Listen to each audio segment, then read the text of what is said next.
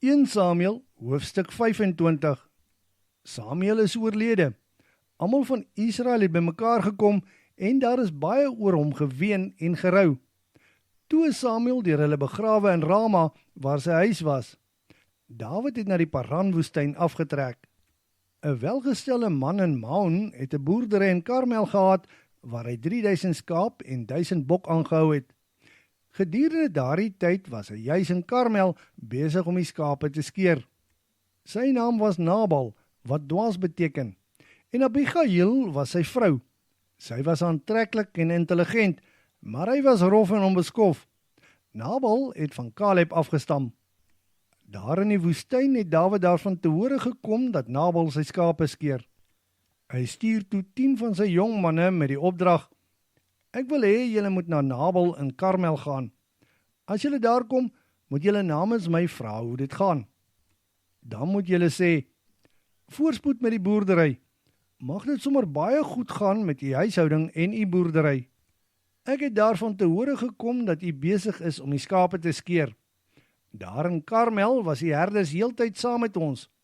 Ons het hulle nie een keer sleg behandel nie en niks is van hulle gevat nie en hulle het geen skade gelei nie. U skaapwagters sal alles kan bevestig. Wees my jong manne asseblief goedgesind, want dit is 'n vrolike dag vandag. Sal u asseblief geskenk aan u seun Dawid en die dienaars gee, wat u ook al beskikbaar het." Dawid se jong manne het in Karmel by Nabal aangekom en die boodskap van Dawid aan Nabal oorgedra en op sy antwoord gewag. Toe antwoord Nabal Dawid se dienaars: "Wie dink Dawid is hy? Wie is die seun van Isai nogal? Deesdae loop elke tweede slaaf weg van sy eienaar. Dink julle nou ek moet die brood, water en slaggoed wat ek gereed gekry het vir my skeerders sommer net so vir mense gee van wie ek niks weet nie eers waar hulle vandaan kom nie?"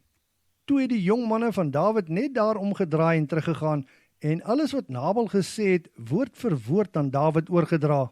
Dawid gee toe sy manne opdrag: "Gord almal julle swaarde aan." Dawid en sy manne het hulle swaarde aangegord. Daar het sowat 400 man saam met Dawid gegaan. Die ander 200 man het by die pakgoed agtergebly. Een van die jong manne het alles vir Nabal se vrou, Abigail, gaan vertel. Daar het boodskappers van Dawid vanuit die woestyn hier aangekom. Hulle het ons heer gegroet, maar hy het hulle sleg gesê. Hierdie manne het ons in die woestyn goed behandel. Hulle was nooit beledigend teenoor ons nie, en vir die hele tyd wat ons saam met hulle rondgetrek het niks weggeraak nie. Die hele tyd wat ons saam met hulle was en daar skape opgepas het, was hulle dag en nag soos 'n muur om ons. U sal baie vinnig moet plan maak, want hier kom beslis groot moeilikheid vir die huishouding van ons heer. Dit help glad nie om met hom te probeer praat nie, want hy raak net moeilik." Onmiddellik het Abigail plan gemaak. Daar is 200 brode, 2 sakke wyn, 5 skape wat gaar gemaak is, 5 kanne geroosterde koring, 100 rosynkoeke en 200 vye koeke op donkies gelaai. Aan haar dienaars het sy gesê: "Trek so lank vooruit, ek is op pad." Sy het egter niks vir haar man Nabal gesê nie. Sy was juis besig om met 'n bergkloof af te gaan op die rug van haar donkie, toe Dawid en sy manne haar skielik tegemoet kom. Dawid het by homself gedink: "Ons het hierdie man se skape en wagters verniet in die woestyn beskerm. Niks van hom het ooit weggeraak nie. En wat kry ons daarvoor? Stank vir dank. Mag God dit aan Dawid doen en nog daarby voeg, indien ek enige manspersoon lewend laat oorbly teen môre in die man se huishouding." Abigail het Dawid gesien. Sy klim toe vinnig van haar donkie af en buig laag met haar gesig na die grond. Daar voor Dawid, by sy voete, het sy neergeval en gesê: "Dit is alles my skuld, my heer. Maar sal u asseblief die dienares kans gee om te verduidelik en luister wat ek te sê het. Steur u asseblief nie aan Nabal nie. Hy is maar so onbeskof. Hy is presies wat sy naam sê, 'n dwaas, en hy vang dwaase dinge aan. Aan die ander kant het ek, u dienares, nie geweet van u jong manne wat u gestuur het nie. Ek het hulle glad nie gesien nie. Nou, my heer, so seker as wat die Here leef en so seker as wat u leef, dit is die Here wat verhoed het dat u aan bloedskuld skuldig raak deur u self te help. Laat u vyande en hulle wat u skade wil berokken, dan nou word soos Nabal. Kyk, u dienares het 'n geskenk gebring vir my Heer. Gee dit vir die jong manne wat u volg. En vergewe u dienares vir dit wat ek verkeerd gedoen het. U veg die Here se oorloë, en tot nou toe is daar nog niks verkeerd in die doen en late gevind nie. Mag die Here dan aan my Heer 'n standvastige huis gee. En mag u lewe veilig wees in die hande van die Here, selfs al staan daar mense teen u op wat u agtervolg. En mag die Here die lewens van die wat u vyandig gesind is, soos 'n klippie uit 'n slingervel wegskiet. En wanneer die tyd aanbreek dat die Here u aanstel as die leier van Israel, sal hierdie saak nie 'n struikelblok vir u word nie, omdat u nie u self gehelp het en aan bloedvergieting skuldig is nie. En wanneer al hierdie goeie dinge met u gebeur, moet u asseblief dink aan my, u dienares.